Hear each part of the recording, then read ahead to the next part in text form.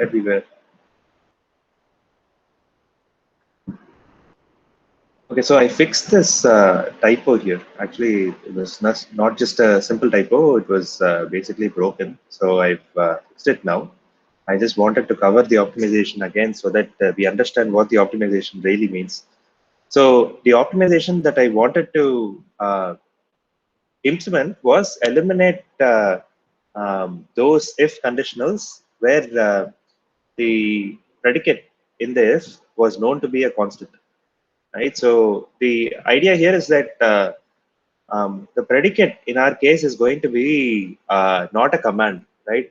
It is just an expression, arithmetic expression.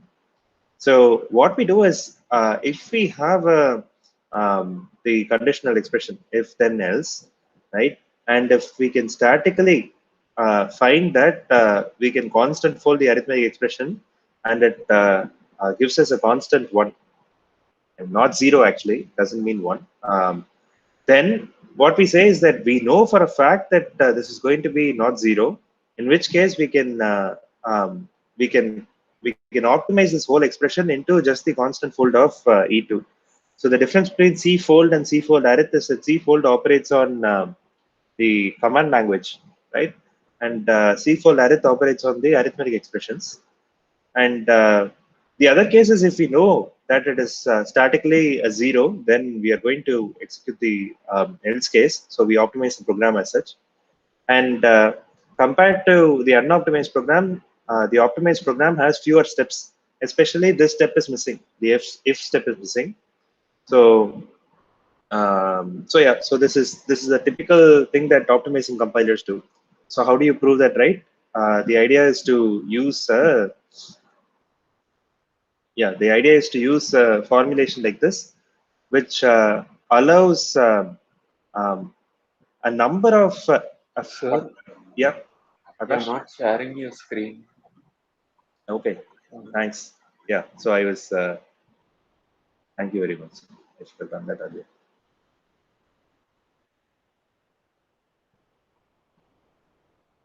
Okay, you should see it now. Yeah, so okay, so this is what I wanted to actually show. I fixed the optimization actually. This still has a bug. This has to be not zero, not one. So this has to be not zero. So if we statically know that the arithmetic expression here is going to be evaluated to a constant, we can at compile time optimize this to just the true or the false branch, right? So we have a C fold here, which corresponds to constant folding over the command language, right? And C fold arith is a constant folding over arithmetic expressions. And all it does is, if it is fully composed of just natural numbers and a combination of those, then we can reduce it statically, right? So that's what we want. And yeah, if it evaluates to not zero, read this as not zero. This is again a typo. We can constant fold this to just a true branch. Otherwise, we can constant fold if it evaluates to zero, then we can constant fold that to just the false branch. Everything else we just leave as such, right? And the idea is that the optimized program has fewer steps than the unoptimized program. And what we have is just this idea that you can do a number of fixed number of these transitions, right? And each of these silent transitions will have to match to the optimized state somehow. They are related to the optimized state, and eventually you have to sort of take a step. This L can be silent as well, but you just have to take a step which matches with the other side, right? So this is this constant this n indexing is introduced so that um, we can avoid proving incorrect optimization such as this one correct, right? So this is the setup that we have. We'll just look at how we prove it. In a sense, this is all going to look very similar to the one-step matching, right? The stepwise matching simulation relation that we saw earlier, except that we have this number n now. So we have to sort of reason about induct over that n essentially, right? So we have to think about what can happen when n is 0, n is not 0, and use induction there. This is what we'll do. It will make a little bit of complication in proving that we can in fact show that if you have the simulation relation with skipping, then trace equivalence holds. Then we also have to sort of find a clever encoding of what this n has to be, right? As we've seen earlier, this relation, right, has to be provided by, say, if you are implementing an optimization, you have to provide what that relation is going to be, and that relation has an n, right? So you have to sort of come up with a clever encoding of what that relation n is. And here is the clever encoding, right? So because we need to encode this n, right, what is in fact happening? The high level intuition is that we are eliminating in this optimization ifs, right? We are eliminating if statements, and the maximum number of if statements that can be eliminated is the number of if statements that we have in the entire program, right? We just need an upper bound of the number of steps because both are possible. We just need an upper bound for that n that we can plug in that relation so that we can understand how far we can go for this n. We can't pick an arbitrary n because that wouldn't just work. Um, because our program might legitimately keep going down to 0 and we might have undercounted. But the key intuition is that because we are eliminating certain ifs, the maximum number of ifs that you can eliminate is the actual number of ifs that you have in the program, and that is what we do here. So the idea here is that just like before, we are writing this. We want to prove that this unoptimized program VC produces the same trace as this V C fold 2 of C. This C fold 2 is just a it just means that whatever we have seen earlier, this constant folding, which also eliminates ifs, right? And the key idea here is that we have to sort of relate it by this n-indexed relation, right? And what are we going to do about this n? The basic relation between V and C are just the same as before, right? V1 equals V2, and C1 equals, C2 is constant folding of C1. And for this n, we have to sort of give a threshold for n, and that is going to be the number of n is going to be, we are going to pick an n which is 1 greater than the number of ifs that we have in the original program. Right? That's the idea that we are going to apply here.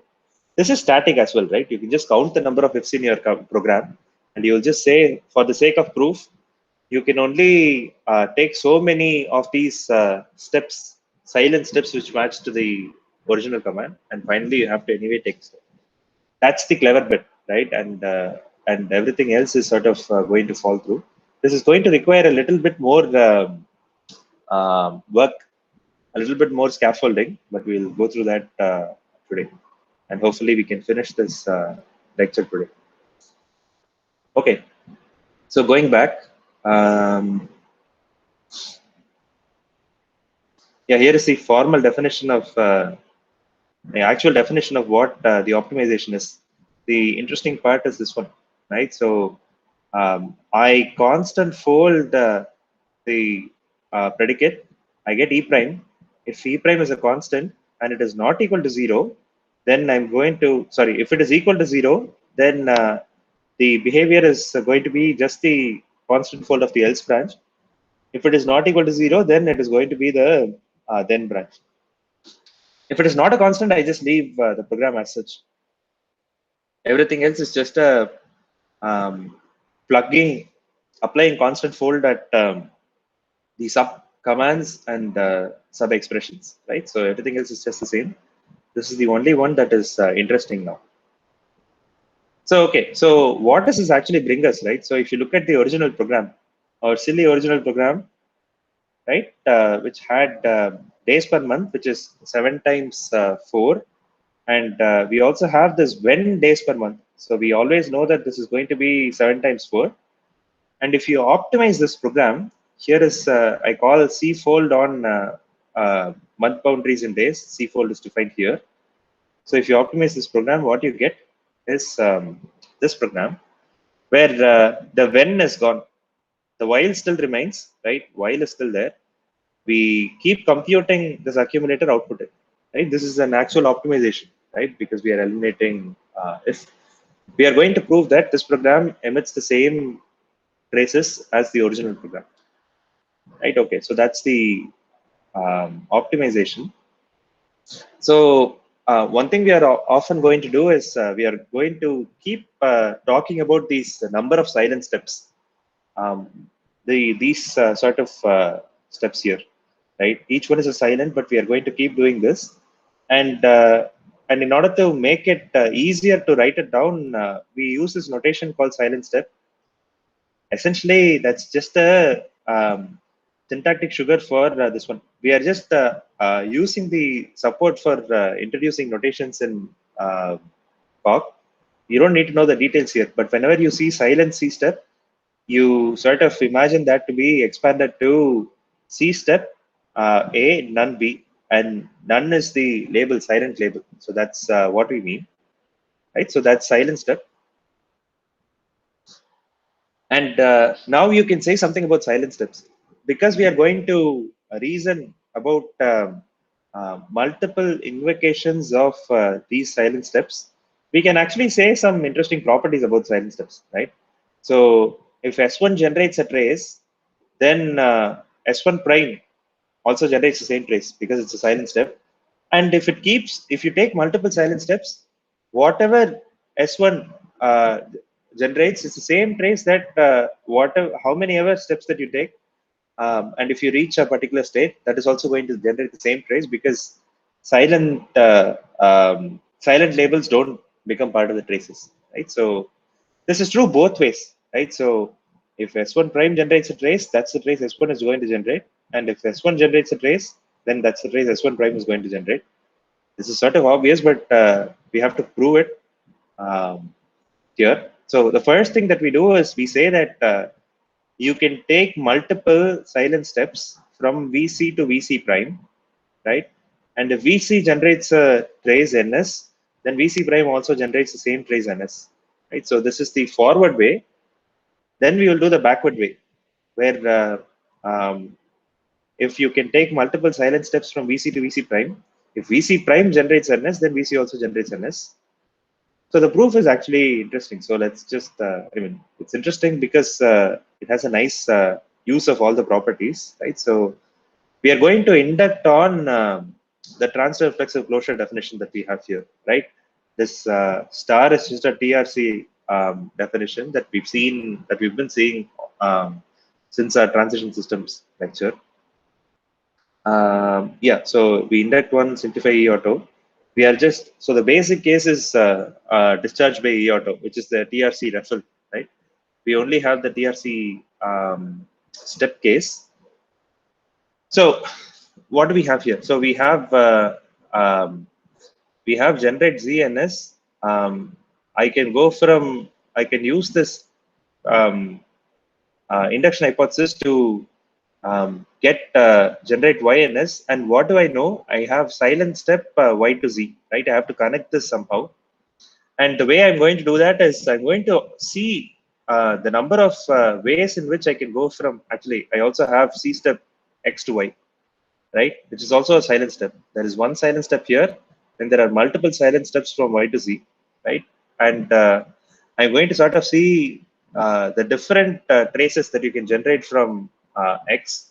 So I invert H1 and do auto. So this makes the trace truncation case, right? So that's sort of done with. And the three cases that I get are termination, emitting emitting no label, right? That's emitting a silent label, and emitting an actual output in your step. So now we can sort of easily go through and prove this. So first thing is we have a contradiction here, right? So we say, oh, we are at skip and we are going to step to Y. That's not true. So if you keep inverting it, you can derive a contradiction, right? Step 0 from skip is there. Again, this is similar to what we had done in the previous lecture, right? Very similar idea. For the second one, we are going to use determinism, right? So observe that we have C step x to y with none. Then we have C step x to VC prime with none. So y must be the same as VC prime, right? So that is what we derive here. And we are going to apply propositional and substitution to substitute it. So once we do that, observe that we can make things go through with just um, auto tactic.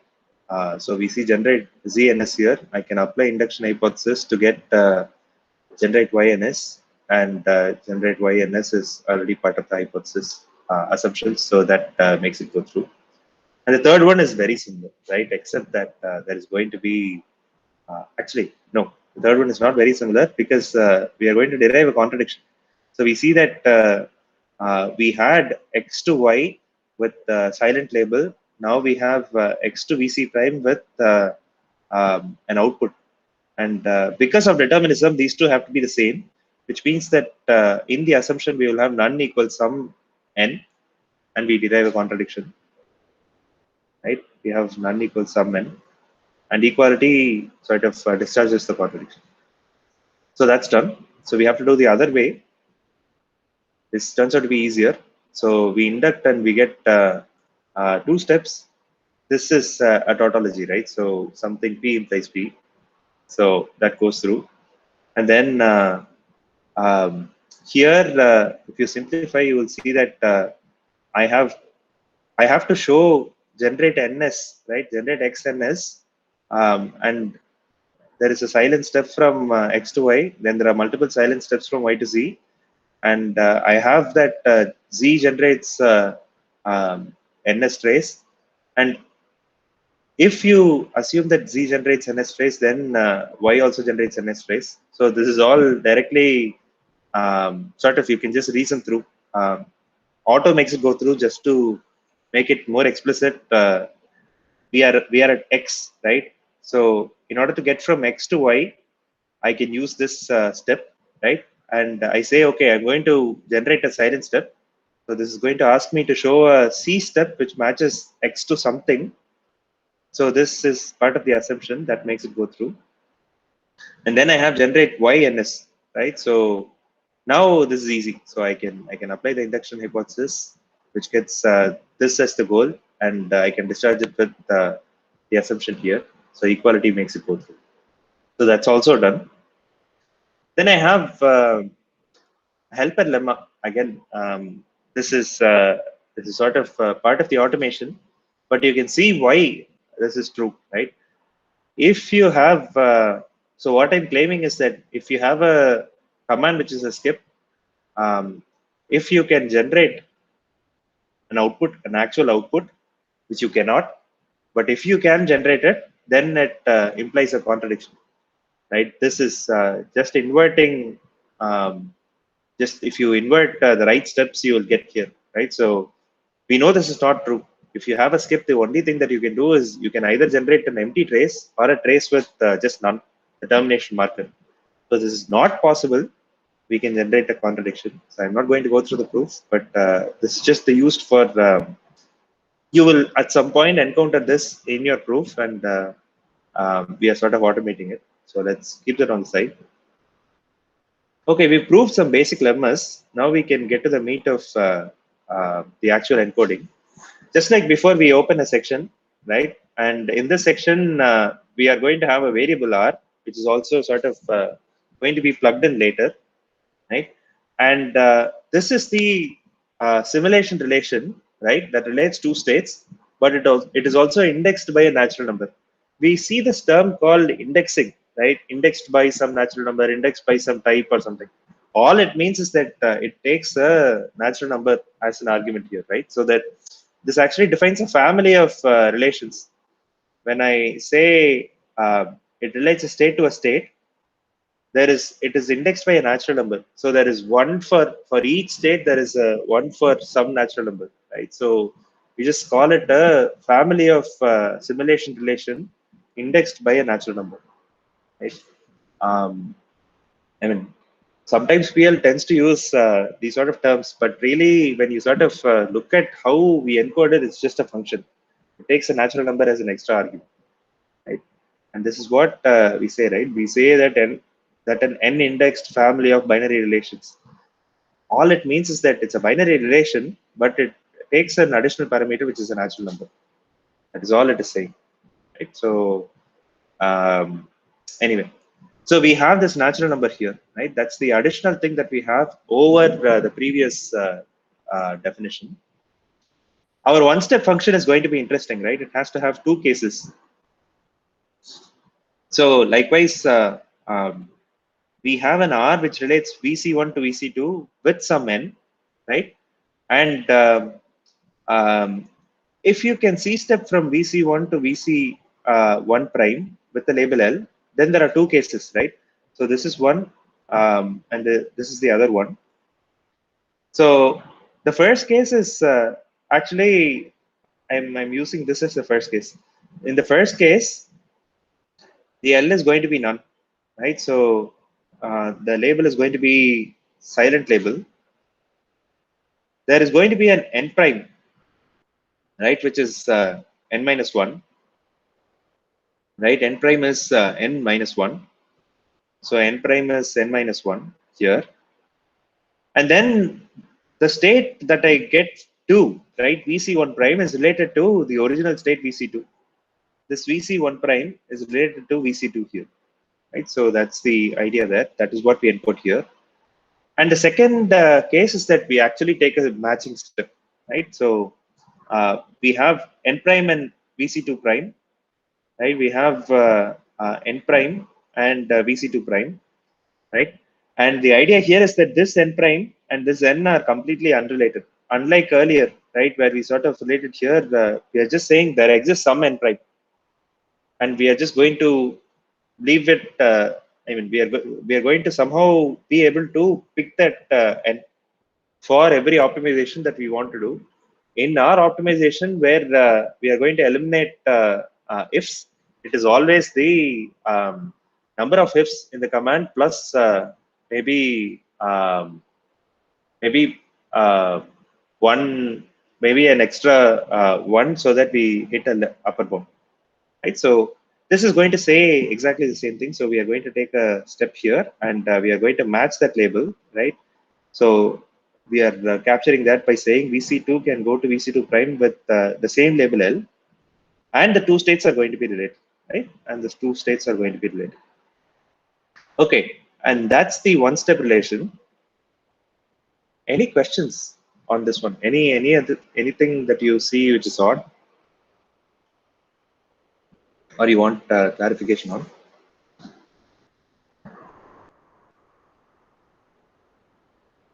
More than the proof, it's understanding what this hypothesis definition is, right?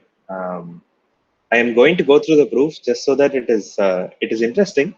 So I'm going to go through the proof, but it is important to, from a user point of view, it is important to know what are the, how do we actually capture this notion of multiple steps matching? That is all you need to know.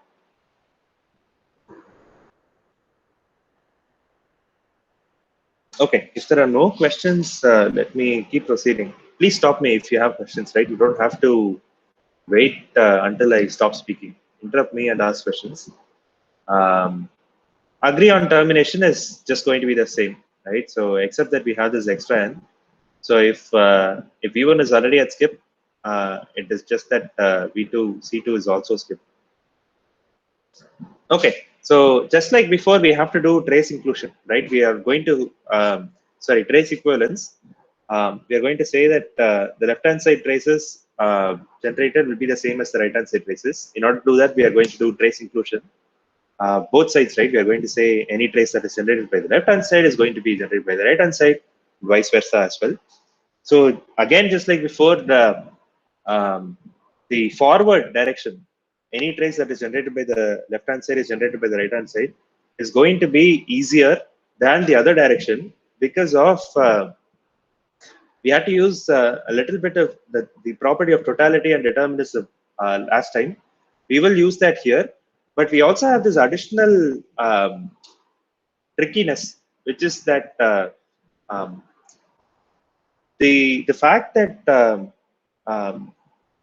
if the left hand side takes a step, right, then there might be multiple steps that are here which we need to match, which is that there might be multiple silent steps followed by one of the steps here, right, which the label matches. So that's the thing that we are going to sort of explicitly include for the backward traces. Okay, so here is a forward one, which is simpler. So if VC1 generates a trace NS and VC1 is related to VC2, then VC2 generates a trace NS. So just like before, we are going to induct on the definition of traces um, for VC1 traces, right? We induct on 1, simplify E auto. Yeah, this makes the simple case go through, right? The truncation case is gone. We have the none case, the silent step, and then in the termination case, the silent step and the output step. So let's go through each one. So we do cases VC2. So what we see here, we see skip here. So we can agree on termination to learn that C is also skip, right? And once you substitute, this is just a constructor, right? This is the termination constructor. So auto makes it go through. So now we have one for the silent step. Just as we did before, we are going to like draw some figures here, right? So let's look at H and H1. So H says that I have a VC and that takes a silent step to VC prime, right? That is what I have in H. And then I have H1, which says that Rn, right, relates VC to VC2. Rn relates VC to VC2. And I have H0, right, which says um, VC prime here, right, generates NS. I need to show VC2 also generates NS, right? So I need to show VC2 also generates NS. Yeah, so I need to match the traces from I have the traces generated here. I need to match it to this one, right? I need to also show that the traces generated by VC2 are also the same. So here we are going to use one step, right? Because I have an arrow here, I need to get the arrow here, right? And for that, I'm going to use one step.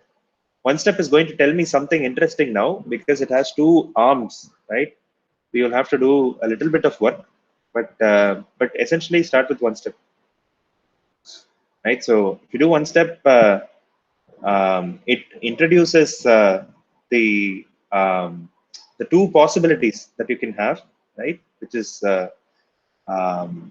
silent step, which matches back to this can be related to VC prime can be related to VC2, or you can take a step and these two are related, right? So let's do first order. And now, yeah, so now we have generate VC2. We also have the fact that VC2 steps to X0, right? So, and it emits a silent label. So let's say that you can generate a silent label from here to get to the next state. We will anyway match the next state to X0 in the subsequent steps. So we do gen silent, just saying that I'm going to take a silent step. So now this matches the hypothesis here, right? And once you do that, we can actually apply the induction hypothesis at this point. This came from the one-step relation as well. This particular thing came from one step. This is part of the induction hypothesis. We are using that in combination, right? So we are sort of saying, okay, now that you apply here, I actually have a relation which is generating, which is sort of X0 is here, right, at this point. And thanks to one step, I know that these two are related, right? And yeah, and I am asked to prove that, and that can just go with assumption. So that's the silent case, and this case is also going to be exactly the same. The proof is exactly the same. The only difference is going to be that I'm going to have some n here, but that doesn't matter. So the forward proof is done, right? So the backward proof is so okay, and let's also fill in the actual trace inclusion using this lemma, so that is done as well. For the backward proof, it is a bit more tricky. So we need a number of intermediate lemmas, right? The first of the lemma is perhaps the main one. Um, yeah, this is going to capture the fact that so what are we going to say in the backward lemma, right? We are going to say that if S2 generates a trace, actually S2, um, yeah, okay, S2 generates a trace, then S1 generates the same trace, and the fact is that S1 can take multiple silent steps and then match with this step here, right? So and that is what we capture here. So we have this lemma called match step, right? Which is an interesting lemma which says that if VC2 steps with the label L to VC2 prime, right, and VC1 is related by Rn to VC2, then there must exist, right, a number of silent steps, right, 0 or more silent steps from VC1 to VC1 prime, and then you have one step, right, and then you have a C step from that VC1 prime to VC1 double prime, where you match the label, right? This is sort of capturing both of the properties that you can have, which is that you can take a number of silent steps and then you have to take one step, right? And the resultant state, the VC1 double prime, is in fact related to VC2 prime with some n prime. This is n prime has no relation to this n, right? That's the thing that we have. So we need to sort of establish this fact because this is the primary driver for the backward step. Okay, so the proof on this is going to be induction on n, unlike what we had done earlier. So this is going to be, we are going to induct on n, and this is going to give us an interesting proof. So just like earlier, we are going to sort of say that our left-hand side, which is VC1, can take a step, right? And it is either already terminated, which is skipped, or can take a step. So we are going to bring this assertion into the scope, just like earlier, right? And let's do first order substitution. This is going to give us similar rules, right? This is agree on termination. C0 has to be skipped here. So let's do that. And once you do that, this can derive a contradiction, right? So that's the simple case that's gone. Now we have a C step. So this one is a little bit interesting. So let's write it down in this figure here. So what do we have, right? We have R0, right, which relates VC and V0 C0. R0 relates VC and V0 C0. And then we have from V0 C0, you can take a L to VC2 prime. From V0 C0, you can take a L to VC2 prime. And for VC, you can take a X0 to XX1, right? That is what I have here. So let's actually focus a little bit on this step, right? So I am using this syntax to focus on the current subgoal. So now, what do I know, right? I have both of these, but I know that this is R0, right? So it cannot be the case that this state matches this state here, right? Because if it is R0, that's the bottom, right? I reached the bottom, so I cannot have -1 here. So this is not applicable. But what is applicable is going to be this one. And for this one, I know that whatever label is generated here is the label that is generated here, thanks to one step, right? So I appeal to one step here. What I will know is that I will learn that x0 equals L, right? So let's see whether we learn that. So first we apply it, we do first order. So the first one is that because we are applying one step, right? It says there are two possibilities here, right? Both of these possibilities come in. But this is ruled out because this is already 0 here. It cannot be -1. So we can derive a contradiction there, right? So observe that I have this contradiction here, right? So it is already 0, and in order to have n-1, x2 must be x2 must be -1, which is not possible. So equality derives the contradiction there. That case is gone. Then we have the actual case, right? Where we know that x0 is the label here. So I should have taken a step here with the same label. So that is what I have here, right? I learned that from v0 c0, I can take x0 to some x3. But previously, I know that I had this step, right, which is v0 c0 L to vc2 prime, which is this step. Because of determinism, L and x0 must be the same. X3 must be vc2 prime. So let's apply determinism. So we learned that fact. We do first order for simplifying this and substitute. Actually, first order propositional for that and substitute. I'm using first order, but that's not necessary there. So there are 3 existential variable, 1, 2, 3, right? So I'm going to do 3 exists. This introduces all of the existential variables. I'm going to do propositional to break it. Yeah, now the idea is that firstly, I'm going to sort of this is a single step, right? I'm not doing any of the silent steps here, so I'm going to do TRC refill so that I'm going to take 0 steps from 0 silent steps. So essentially, this VC will be left as VC here. So let me do that. So once I do this, I am asked to like match some unification variables which are present in the assumption. So they match up and we are done. So the clever bit is that we have our one-step relation, which is helping us prove that they are in fact going to be the same thing here, right? And because we are inducting on n, in the next step, what we will have is that instead of R0, we will have Rn plus 1, and we will have the induction hypothesis for n, right? So that is what we are going to do in the second form. So again, we do the usual ones, break up the, learn that these are VC1 and VC2 are tuples, introduce the fact that our left-hand side is total, right? And let's do a little bit of simplification. This is termination that goes through.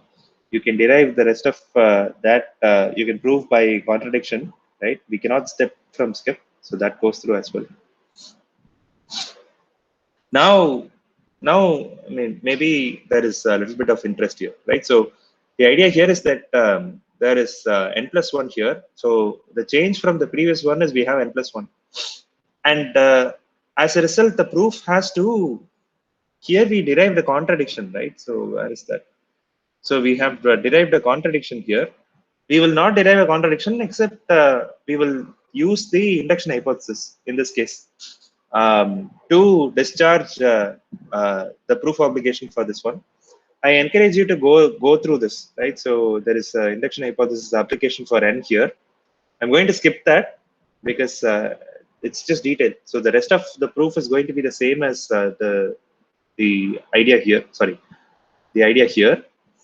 So I'm going to skip that. But you will have to apply induction on both of the steps. That's the thing that you have to do there. So what you proved so far is that if you take a step on the right hand side, then with an L, then it must be the case that you should have taken multiple silent steps on the left hand side and then taken a step where the label matches the label on the right hand side, right? So, and the two resultant states are related. So that's done.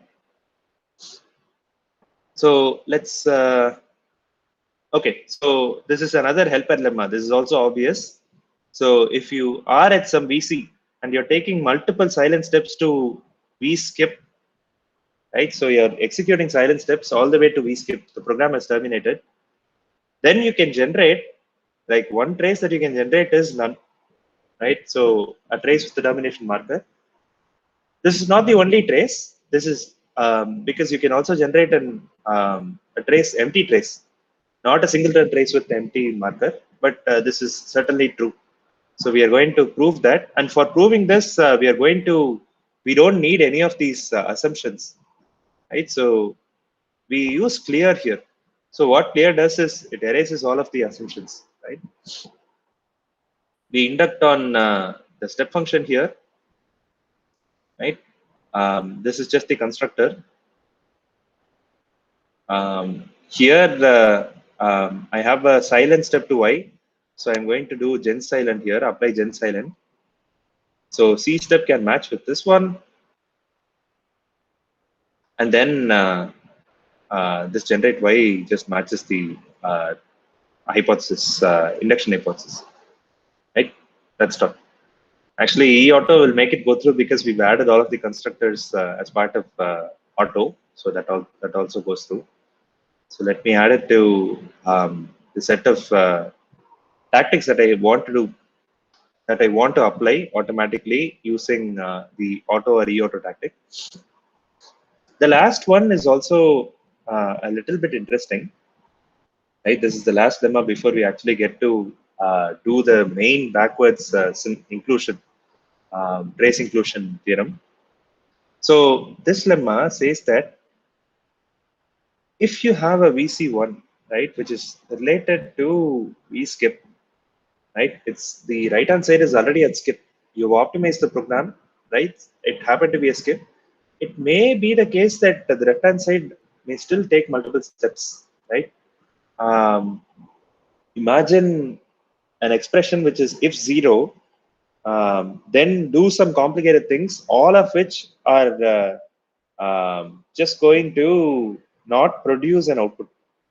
In which case, you will execute multiple steps on the left hand side, but the right hand side is already at zero, right? So that's the step that we are matching here. And we are saying that you can take multiple steps, right? Everything is a silent step, right? And all of this is going to eventually lead to skip, right? And it is true that this state is related to this state because skip must be related to skip, but that's obvious, right? If left hand side is skip, then the right hand side should also be skip. But the thing is, because we are already at skip, the only possibility that we can have for here is that we can take multiple silent steps, right? So that's the idea there. Again, we prove this by induction, right? So yeah, we do cases on C1. We introduce the fact that our semantics is total, right? So let's do first order. Yeah, E exists to break it apart. So the first step we do TRC refill. You'll see why.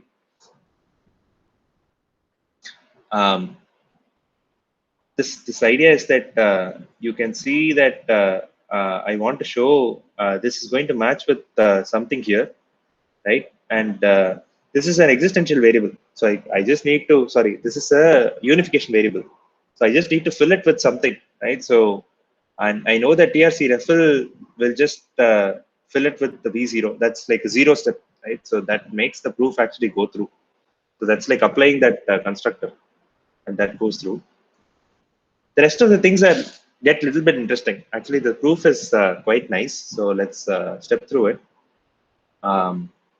So we have C step V0C to taking a X0 label to XX1. So that's what we have here.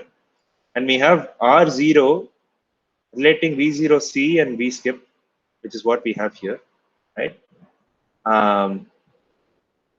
So we have left arrow, but not the right one. So we are going to apply one step to know what the possibilities of the right one should be. So let's do that. Let's do first order to simplify everything.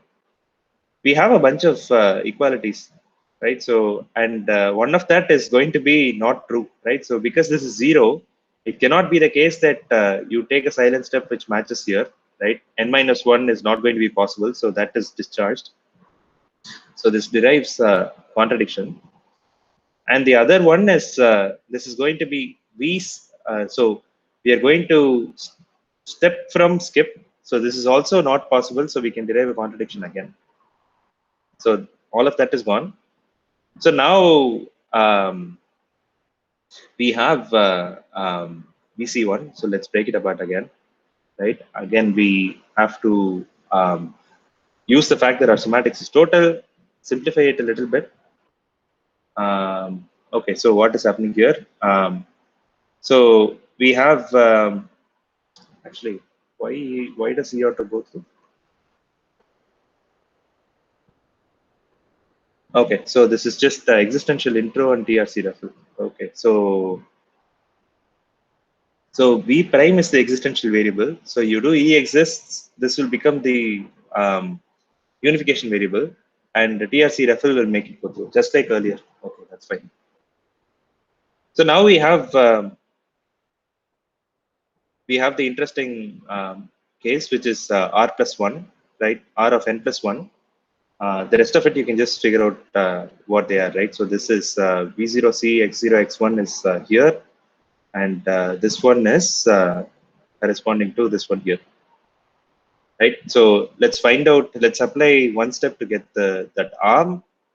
Let's clear one step. We are not going to use one step anymore, just so that our context gets simpler.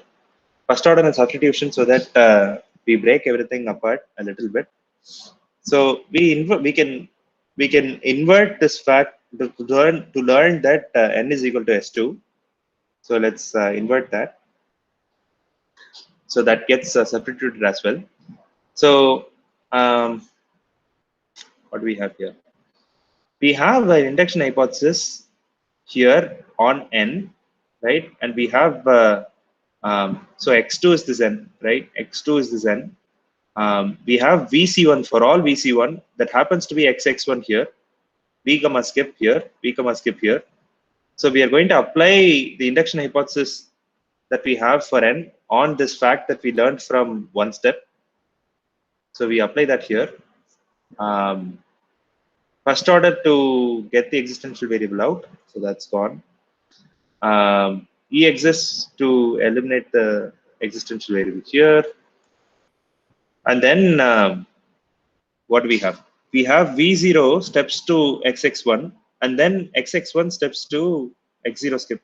So we can break this apart, right, into two steps, where we do one step to go from V0C to XX1 by emitting a silent label, and then the rest of it, right? So we apply TRC front so that this matches with the hypothesis here. So that goes through. And then this is now just the same as the hypothesis H. So that goes through. And the last one is just stepping from skip. So we can derive a contradiction there. So what we proved now is that if the right hand side is already skipped, the only possibility is that you can take multiple silent steps to go to skip, right? So that's the proof that we've done. Okay, I think I may need to stop here. I think in the first part of tomorrow's class, I think we can finish the rest of the proofs. So it is going to use all of the lemmas that we've built up so far. Let's go through that tomorrow, and we'll be done with this one tomorrow. And I'm hoping to also start the next lecture, which is on Hoare logic. So just to give a teaser, so far, if you've sort of seen what we've done, we have not actually dealt with heap data structures, right? Rich data structures that you can have in say linked lists and so on. We have not dealt with any technique that can reason about such structures where values on the heap can point to other values on the heap, and we need to reason about correctness of these data structures. That sort of comprises of a very large class of applications that we write on day-to-day basis, right? Not everything needs to be written down as linked list. This is just a downside of how we do C, right? Everything is sort of a linked list or an array. We can use OCaml style lists, which have much nicer behavior. But doubly linked list is something that is quite useful, right? Because it allows deletion in constant time if you know a particular element. But I want to do proofs like that, right? I want to say, I want to delete, so given a doubly linked list and an element in the doubly linked list, I want to be able to delete that element. And I want to prove that that deletion function leaves the rest of the list um, like in a proper state, right? So these are the sort of properties that I want to actually reason about because they're useful. They're also complicated. This is where the program verification can actually help, right? So because these can get complicated. What we are in fact going to study is a technique for reasoning about um, these sort of programs, right? So this is called Hoare logic. It was invented by Tony Hoare. So it's sort of it's a nice extension of what we've studied so far. So you will see that it builds on everything that we've studied so far and adds a piece on top to reason about pointers in the heap. So we will learn how to model heaps and such, but I will leave that for the next class. So I'll stop here. Um, and once I finish this, I'll release the assignment for compiler optimization as well. And of course, you will have lots of time to finish that, but I will release it anyway. So I'll stop here. Thanks, everyone.